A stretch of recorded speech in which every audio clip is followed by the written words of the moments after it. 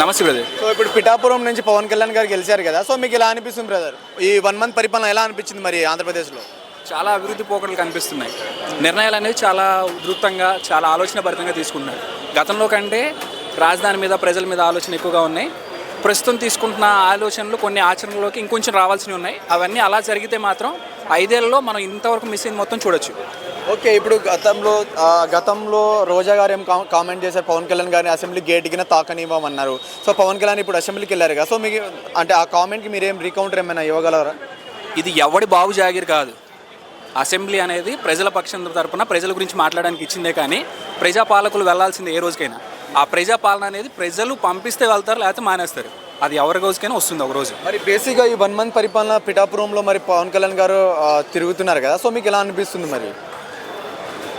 పిఠాపురంలో తిరుగుతున్నారంటే ఆయన as a deputy సీఎంగా ఆ రెస్పాన్సిబిలిటీస్ మోస్తూ, యాజ్ ఎమ్మెల్యే ఈ రెస్పాన్సిబిలిటీ కూడా ఫుల్ఫిల్ చేయడం కోసం చూస్తున్నారు.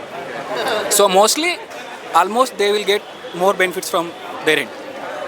సో పవన్ కళ్యాణ్ గారు సినిమాలు చేస్తే బాగుంటుందా, సినిమాలు చేయకుండా అలాగే రాజకీయాల్లో ఉంటే బాగుంటుంది అనుకుంటున్నారా మీరు? So he need to balance both, because he starts from the career in cinemas, right? So foremost thing, ఇప్పుడు ప్రజల కోసం ఇతను నిర్ణయించుకున్న నిర్ణయం ప్రకారం మాత్రం ఖచ్చితంగా ప్రజలు అనే పక్షంలోనే ఎక్కువ సమయం కేటాయించాలి. దెన్ అతనికి ఏదైతే రూట్ కాజ్ ఏదైతే అయ్యిందో అది మాత్రం వదిలిపెట్టకూడదు, దాన్ని కూడా బ్యాలెన్స్ చేయాలి. సో మేబీ 5 yearsలో ఒక 3 movies ఇస్తే ఎనఫ్, చాలు. పవన్ కళ్యాణ్ గారు ఎలాంటి వారు అనుకుంటున్నారు మీరు?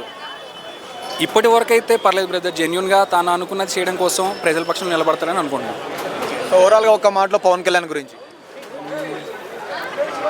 ఓవరాల్లో he's power star, that's it.